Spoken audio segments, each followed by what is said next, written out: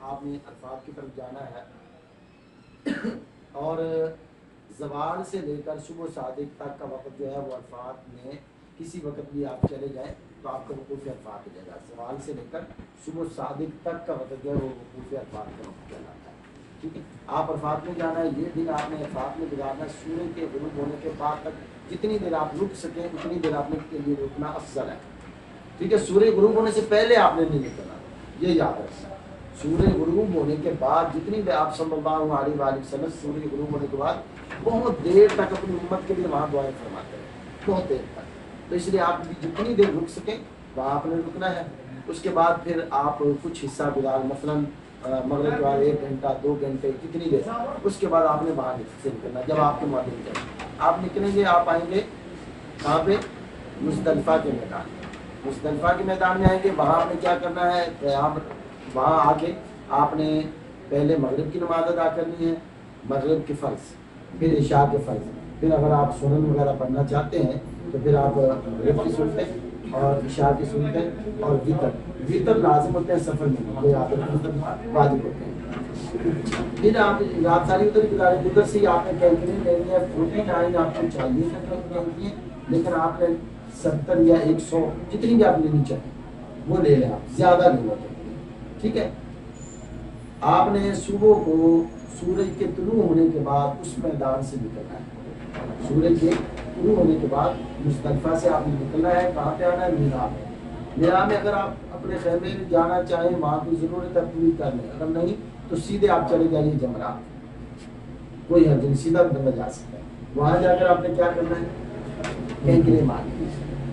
کس کو, صرف ایک پلر جو بڑا پلر ہے, بڑا جو شیطان ہے, اس کو آپ نے کینکریں مارنی. وہ لاسٹ میں آتا ہے. آپ جس طرف سے داخل ہوں گے نا, مطلب آپ یہ میں آپ کو بتا دیتا ہوں, یہ دیکھیے, یہ آپ اس طرف سے داخل ہوں, اس طرف سے آپ داخل ہوں گے.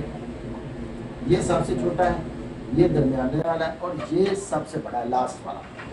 آپ نے یوں جا کر جو یہ لاسٹ والا ہے اس کو کینکریں مار دیں.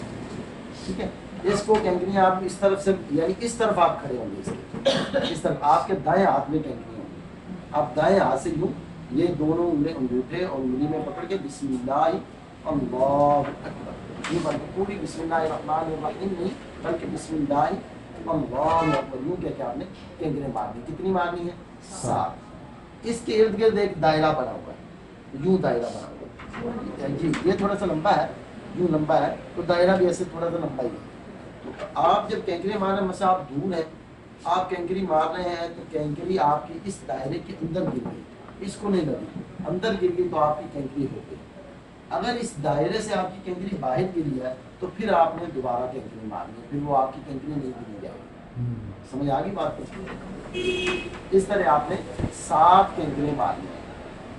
7 کینکریں مارنے کے بعد آپ اس کے بعد اپنی قربانی کا پتہ کریں گے کہ میری قربانی ہو گئی ہے. آپ کا جو معلم ہوگا وہ آپ کو بتائے گا کہ آپ کی قربانی ہو گئی.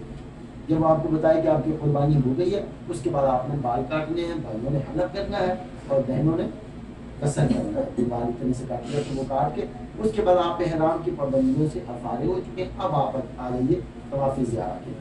طواف زیارہ کے ساتھ صحیح طواف زیارہ کا حصہ ہے یہ یاد, یعنی طواف کرنے کے بعد جیسے ہم نے بولے کہ صحیح کی تھی, میں طواف کیا اور صحیح کی, ایسے ہی طواف زیارہ میں صحیح جو ہے وہ طواف زیارہ کا حصہ ہے.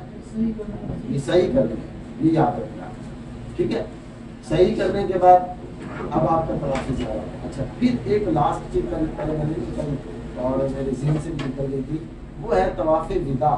آپ کا وہ کب کرنا ہے, آپ نے جانے سے پہلے آپ نے طواف وداع کرنا ہے. جب آپ نے یہاں سے مدینہ جانا ہے یا پھر آپ نے یوکے جانا ہے تو آپ نے کیا کرنا ہے, یہاں آپ کے لیے طواف وداع کرنا ضروری ہے.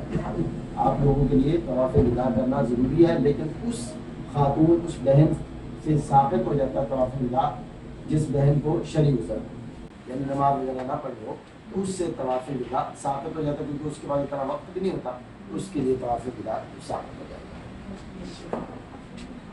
اور یاد رکھو طواف زیارہ جو ہے, طواف زیارہ یہ 12 کی جو شام ہے, 12 ذی الحج کی شام, مغرب سورج غروب ہوگا, اس سے پہلے کرنا لازم ہے.